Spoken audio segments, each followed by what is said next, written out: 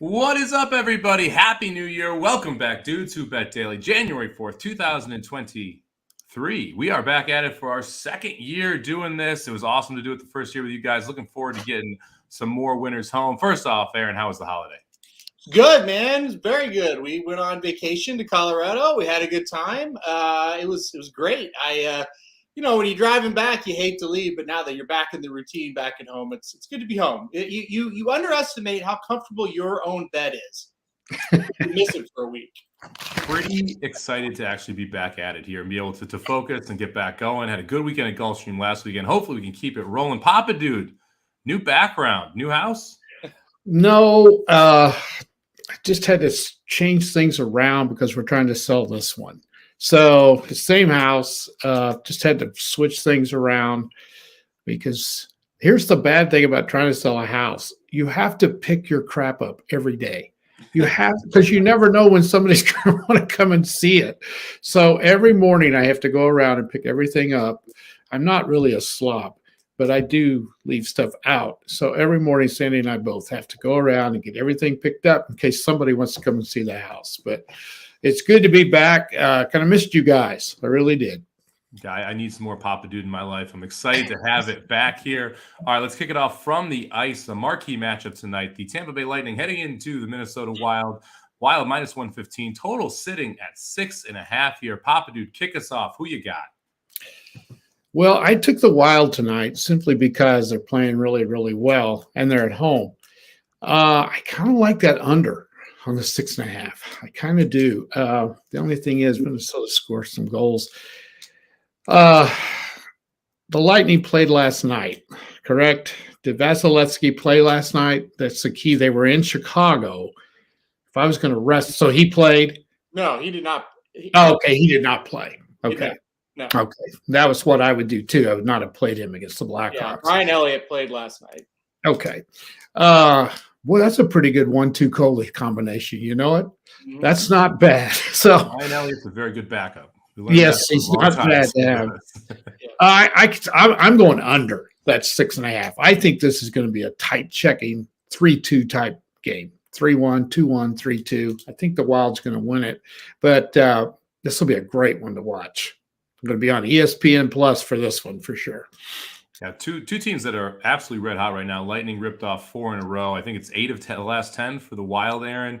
I would lean toward the Wild here, but this is one where I think I might just watch it because I don't have a big opinion here. Do you? It's been an awesome game. No, I don't have that big of an opinion. It is going to be a really good game. I think both teams are, in this wide open Stanley Cup chase is how I would describe it right now. I think the Wild, let's not forget, they have a 21-13-2 record, and that's solid.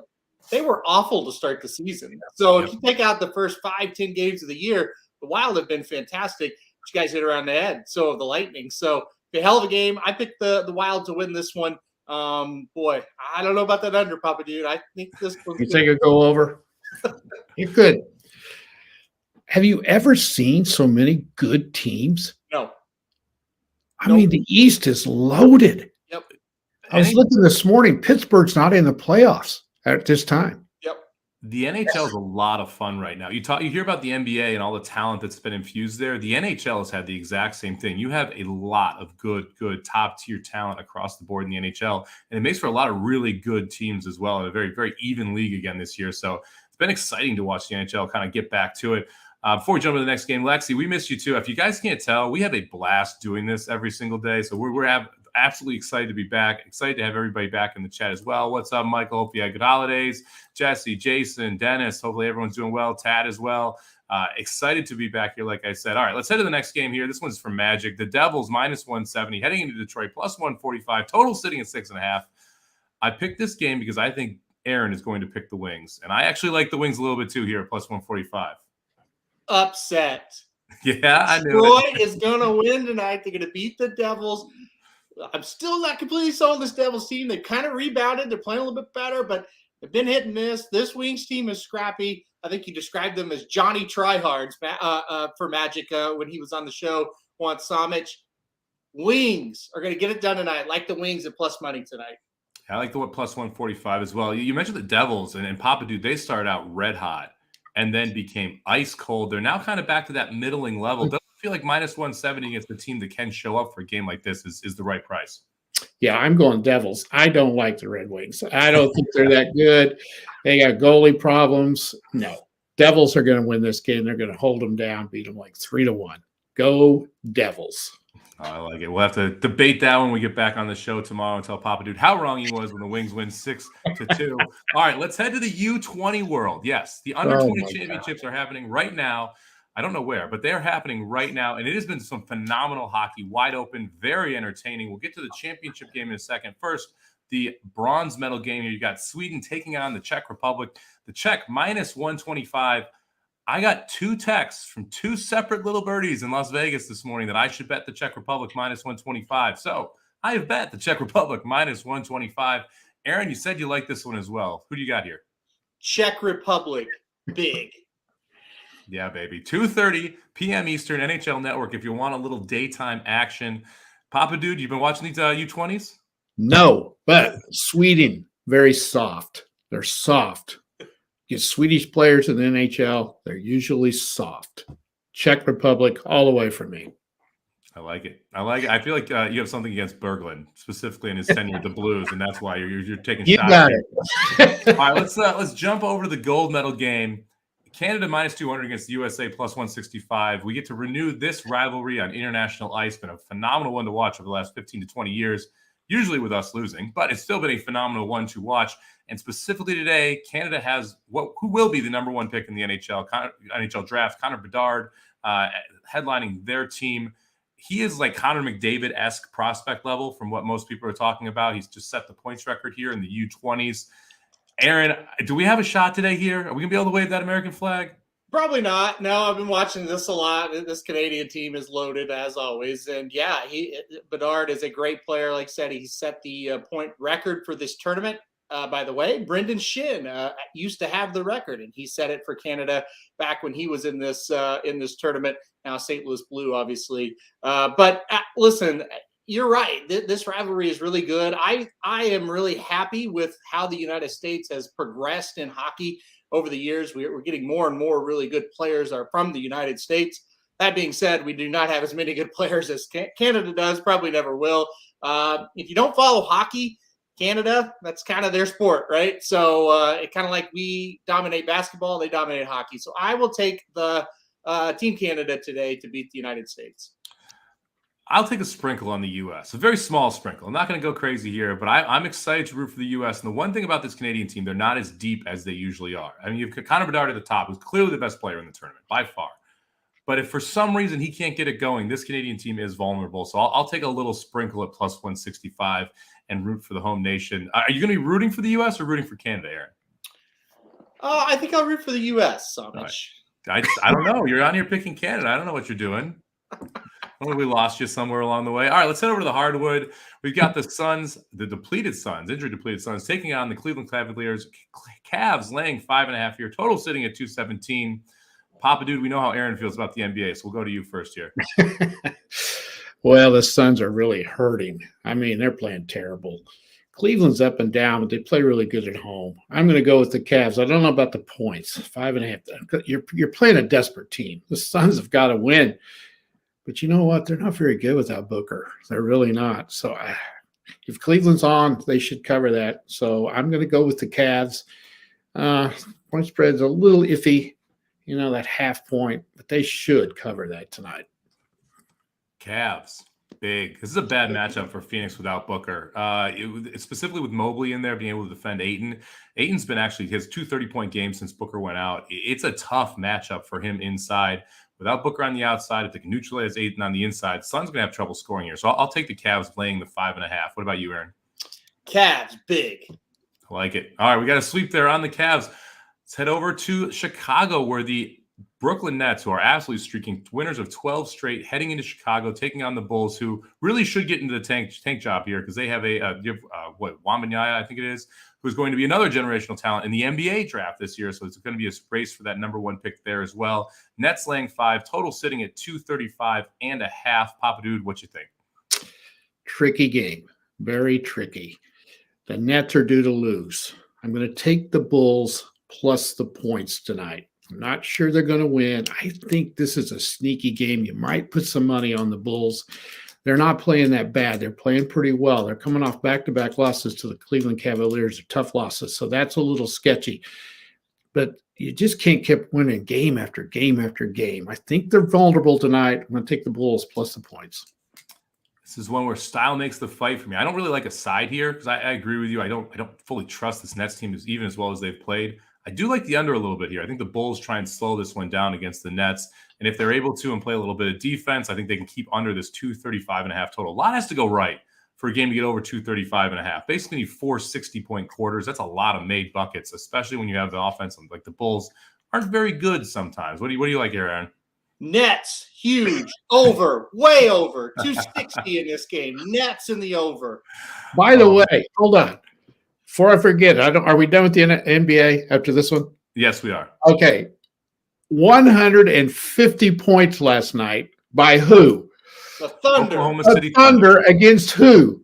The Celtics. The Celtics. Come on. No one would have predicted that, I don't think. Thunder tonight, big again. They'll Without probably Jake compete tonight.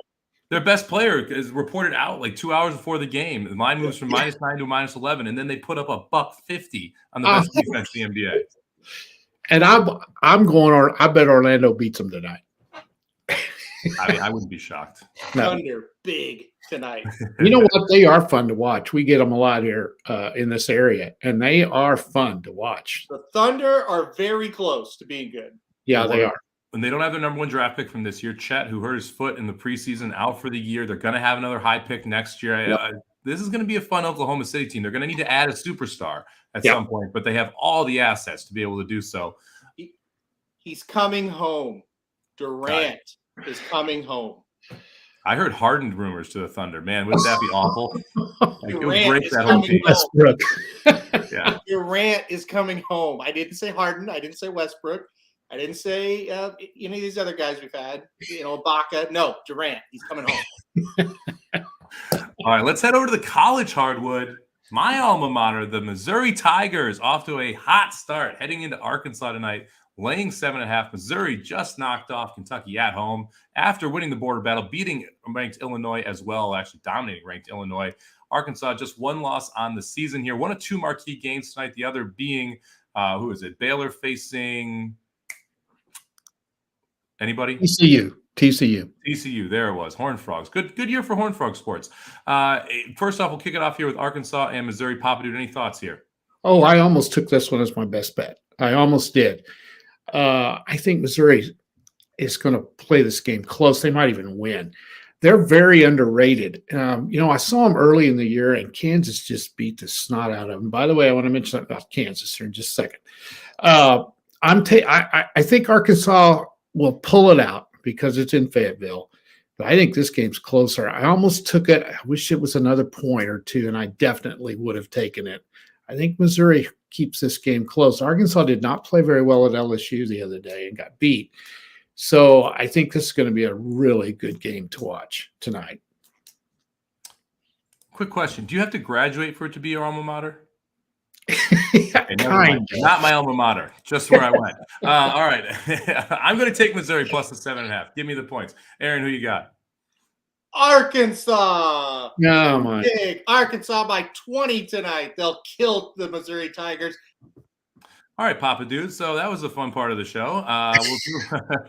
Where did he go? Killing me. All right, so big.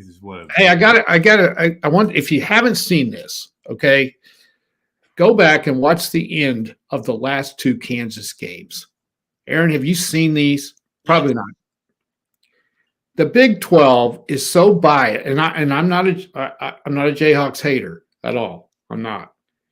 They get all the calls. We'd say Duke gets all the calls. The last 2 plays in the last 2 games at the end of the games are the worst no calls I have ever seen. And it went for Kansas both times. It is pathetic. Franchella last night went off, and he should have. They should be 0-2 in the conference, and instead they're 2-0. It's ridiculous. It was awful. The worst I've ever seen. What? Jayhawks. No, I'm not a Jayhawks hater at all. but and I had them picked in both games, so I was glad. But I'm going to be honest. I did not see the first one. I did see last night. That was crazy. It was awful. Yeah. Well, in the other one, Oklahoma State was going in for the winning bucket, and they absolutely killed this kid. No call. Yeah. No call. Good. So, anyway, that's enough of that. It is. You get such uneven refereeing when you're watching professional sports. Watching college sports, specifically college basketball, can be just brutal. There's so many games, so many nights where these referees are traveling around. You can get some absolutely awful calls in that sport. All right, let's head over to horse racing. We've got a huge pool that we're going to see paid out today over at Parx. $315,000 sitting in a carryover pool. Going to be absolutely wild to see how big that gets to. Probably will get somewhere in the $2.5 to $3 million range there at Parx here for the late pick 5. It includes 3 stakes. We're going to talk about the 10th race today. The Mrs. Claus, $75,000. Fillies, 4-year-olds and up, going 7 furlongs over the dirt here. We've got 2 scratches, leaving 9 horses left in the field. Your favorite is most likely going to be the 8-horse My Kentucky Gal from Jonathan Wong. Aaron, did you go with the favorite on top here, or did you go somewhere else? I did go the favorite on top. I think this one reminds me a lot of the stakes yesterday in the feature, where I just think the favorite's going to be a little too good for this group. The only worry is sometimes that Parx track does play to speed a little bit heavy, and that is a worry with the number 8, My Kentucky Girl. But you've got a lot of speed signed on in here. I do think there'll be enough of a setup. I trust the connections. Not a connection you see at Parx ever, but you see them other places. They do very, very well. I think the number 8, My Kentucky Girl, will show up with a pretty good race today. I hope she gets a similar trip to the 10 in the feature yesterday. We kind of sat off the pace, about 2 lengths behind, and then pounced. I hope My Kentucky Girl gets that same trip. So I'm going to go the 8, My Kentucky Girl on top. I thought she could be tough to beat here. I like her as well. I'm not singling in this leg in the sequence. A couple others that I like at a price. I'm going to call it the 10-horse Empire House. Jonathan Wong has 2 in here. He gets Silvera to ride this one. Silvera is the leading rider, one of the better riders there at Parx. This is a horse that's been in graded stakes out in California 3 of the last 4 races. Has no problem cutting back to 7 furlongs here. You're getting 15 to 1 on the morning line on Empire House. I think Empire House is a real shot to be able to pull off the upset here with the trip as well. Did you look at the 10 at all, Aaron? I don't have the 10 listed, but, it is kind of that quote-unquote other horse of Wong's here. I'm with you that this class drop is significant, and I think when you go back to some of the similar races that this horse has been in, she's been able to work out a trip and win. I think the key is going to be get out and kind of just stalk the pace of that one horse I think is going to be out towards the lead, the horse on the rail. It's going to be the trip. But, if she kind of gets that trip that she's been used to getting in some of those lesser California races, I think she's got a shot. 15 to 1, it's probably worth taking a little bit of a swing on. Other one I was a little bit interested in here was the 3-horse Pistol Liz Ablazin. Cummings taking a pretty big step up in class, but looked good last time out, going a mile. Now cutting back to 7 furlongs. Would need to take another step forward. New 4-year-old, which is something you got to keep an eye on now. These 3-year-olds facing older for the first time. It's 4 and up. Something you got to keep an eye out there for. Any interest in the 3 at all? I do, because of the pace situation, and I just talked about it, or when I talked about it when I was talking my top pick, pace, speed horses usually win over this track. So this horse has got a shot to do it. Did it over a sloppy track last time out at Parx. So the 1 and the 3, where do they fall? How fast are they going to be early? I think that's going to be the real key. I kind of think the 1 and the 3 might hook up a little bit, and it's going to set it up for the horses kind of coming from out of it. But we've seen this at Parx before. Speed really can hold. The 1 and the 3 are the 2 horses to look at if you want to play a speed horse without any doubt. And Kevin and Ron and Dr. Tang here chiming in as well. We've got a muddy Parx course that could help the 3 horse as well, who last win and career best race came over that mud. All right, let's jump into our best bets of the day. Papa Dude, you want to kick us off here? I do, and I want to apologize to everybody because this is an extremely boring pick. I don't like to do these boring ones, but I don't know about you, Aaron, but I thought college basketball tonight was the hardest I've seen. I don't know how deeply you got into it. Oh, deep, yes. I know. I actually try, and I tell you, I thought it was really tough tonight. So anyway, I settled on the NBA. Been doing decent on the NBA here lately. I like this Kings team a lot, and they're kind of underrated because they play in Sacramento and they're on the West Coast. And you don't get their scores till late, and they're not on TV much. They're playing very, very well. They're coming off a game last night where they blew it, but then won right at the end and beat the Jazz. So they could have some tired legs. But speaking of tired legs, I think the Hawks, their opponent tonight, are going to be tired too, even though they had the night off. They had double overtime loss in Golden State on Monday night. They're not playing very well. I read some reports where they may rest some guys tonight. I don't think they can do that. They need all the wins they can get. So it's only a point. I'd like to get off on a good start for the new year because we kind of ended on a bad spot. So I like the Kings at home tonight over the Hawks. And hopefully we can get this and we can get off to a good start.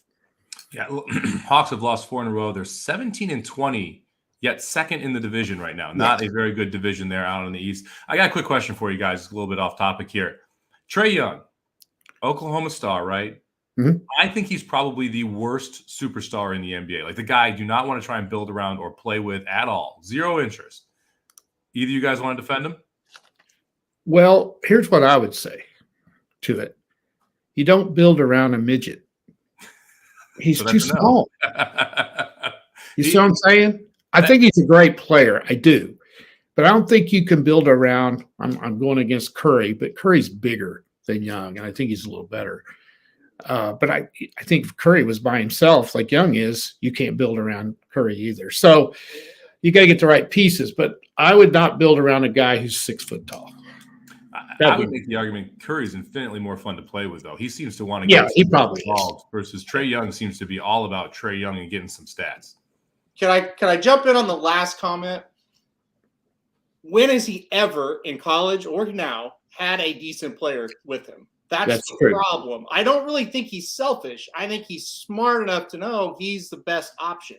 Yeah. I would love in Somich, you may be exactly right. But here's the deal. You could. You absolutely could. But I would love to see him get another player that has a pulse. That's the thing. At OU, it was the worst bunch of scrums I've ever seen in my life that played with him. And everybody was like, even OU fans, like, well, he's shooting 35 times. They can't play up, okay? He had to shoot. Now, here he has better players than that, for sure. I'd love to see him just get a decent player to go with him and see if that's the case. You could be right. I think the jury's still out. As far as what your original point, I don't think he is a superstar. I think he's a really good player who needs another really good player. That's fair. And he is always tagged to the fact that he was traded for Luka Doncic in the draft, which is never a good thing because guess what? No. Luka Doncic is a phenomenal player. And that's not his fault. No, that is not his fault. But he will. It's just like it's not Baker's fault he went number 1, but it still happened. So you got to deal with the repercussions from it. In some ways, they're kind of similar. I think Trae Young is better. Don't get me wrong, but Baker's never really had a coach to go with him. Trae Young's never really had a really good player to go with him.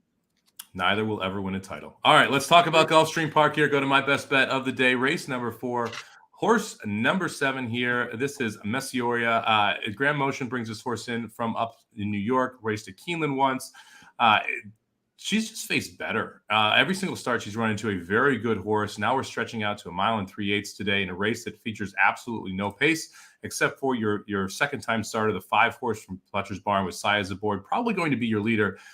I think Messioria sits right outside of the 5-horse, gets a perfect trip here. And rarely do I want to sit right outside the speed, but if you're going to, Gulfstream Synthetic Course is where you want to be doing it. I think the 7's good. It's just way better than this field. Third off a layout, should run the best race. Motion doing very good when shipping anywhere right now. So I'm going to give some respect to your Motion. I'm going to take the 7-horse here at 5-2. I see you shaking your head a lot down there, Aaron. Down the same horse here? Yeah, I like the horse. I think it's a really good pick. I debated a few at Gulfstream. This was one I debated. I'm a little worried about the 6. I think the 6 with Jonathan Thomas, Irad Ortiz, we see Thomas sometimes show up and just run off the screen when he gets Ortiz aboard. That's a little bit of the worry. I don't think this horse, the 6, is going to run off the screen. I don't think the horse is overly talented. I like the pick a lot. I do worry a little bit about the 6, but you worry about all of them in racing. So we'll see. Yeah, I had the 6 as my second pick in here, so I agree with you in that sense. I'm hoping it's the 6 is just too far back here to really incur the 7. The price for me was actually the 1 on the rail. This is a war front out of a Galileo mare. Should really enjoy the extra distance. So I had a little interest in the 1 as well, but I think the 7's a standout here. If you want to get creative, I think 7 over 1-6 over 1-6 try is not a bad way to go, especially since the 5 is going to take a lot of money in here. I like that bet a lot. Yeah, you try to get around the 5 a little bit. I think the 6 will be every bit of that 7-2. I think that's a good bet. Also, just real quick, I almost picked the 2 Pocky in the 5th race as a bet today for the show. So if you wanted to play a double there and go 7 in race 4 and 2 in race 5, I think that would be interesting as well. I didn't because, again, I was scared of IRAD on the number 3, just to the outside of Pockies. But I think it's a good pick, Somich. And like I said, that 2 in the next race, I think, has got a big shot as well. 3 was my top pick in the next race, and one I considered as well, who should have a front-running trip and be very dangerous. So if you want to go 7 with 2-3 double, lock that puppy in, right, Aaron? And again, yeah, that's why I paused on Pocky, because I thought that's a really nice horse. But this 3 getting IRAD for Sano, he doesn't ride for Sano just a ton. I was with you. It's like I can't go with the 2 because I'm using the 3 in everything I'm betting too. So I get it. But that should be a really good race. Both these races should be good. I think the 6 and the 7 might throw down. I think the 2 and the 3 might throw down in the 5th. So I think it's be good. Yeah, a fun card over at Gulfstream. Hopefully it doesn't go out the first race did with a 46-1 shot going gate to wire. 5 horse, just an absolute hang job. A 6 horse, an absolute hang job right to the outside of the 1. 3 horse not able to split the difference. We get a monster price to kick off the early pick 5 there at Gulfstream. All right, let's head a little bit west across the state of Florida for Aaron's best bet here, heading to Tampa Bay, race number 8. Who you got, Aaron? Yeah, just real quick on Gulfstream, you kind of got to hang in there with that track because you're getting those nutty prices, but a lot of times it is formful, but those kind of weigh you down or like this track is a mess. And then the next race you might be spot on. So hang in there. You kind of got to ride that wave at Gulfstream. All right, let's go to Tampa. Of course, a little fun little track as always, Tampa Bay Downs. I went to the 8th race today. I went with number 4 Native Hawk as my best bet. You look at this horse last time out. The horse was able to get the job done off of a layoff of 102 days against a little bit lesser of competition. Also, I thought it was really important. That was the horse's first race after getting scratched, at Delaware. And so sometimes when those low-level claimers get scratched, you're a little bit worried, okay, what's the health of this horse? Are we just trying to sneak one in to get the horse claimed and get it out of the barn? But I thought it was encouraging. They took the time. After the scratch, they entered the horse, and he looked really good, and he won. So I just feel like, okay, we got him back in form. We're moving him up today, which I think is a really good sign. If we kept him at 5, maybe he wasn't doing well. We'll say, hey, we'll jump him up to 8. We'll give him a little bit more to do here. I think he's going to run better second off the layoff. So I really like the number 4 Native Hawk here. And back to 7 furlongs. I don't hate that for the horse either. Has won at 7 furlongs here at Tampa before. By the way, this is his 73rd career start. This horse is 11 years old, but he's looking for his 20th win. That's what you want in a claimer. Hard-knocking horse. He shows up every time. I like the number 4 Native Hawk today. Stole my thunder there. This is the oldest horse ever picked on Dudes Who Bet Daily. 11 years old. That's the new record. We'll see if we can find a 12-year-old for you at some other point. But that's got to be the oldest, right, Aaron? I can't remember us ever picking one any older. Yeah. And like I said, I came here because I'm not afraid of the runners that are as much as I am in those Gulfstream races. So, yeah, hey, maybe Rated R Superstar will keep running and then we can break this eventually. There you go. So I know Papa Dude will pick him. We know how much Papa Dude loves some Rated R Superstar. All right, thank you everybody for joining us here on the first of many Dudes Who Bet Daily this year. Let's go over the best bets real quick, and then we'll sign off. Papa Dude taking the Kings here, -1. Aaron headed to Tampa Bay Downs, taking the number 4 horse in race number 8. I'm going to go to Gulfstream Park, taking the 7 in the 4th race. 0-0 for the year because, hey, it's the first show. We will be back tomorrow and the rest of the week, same time, same place for best bets around the horse racing and sports world. We'll see everybody tomorrow. Go Czech Republic.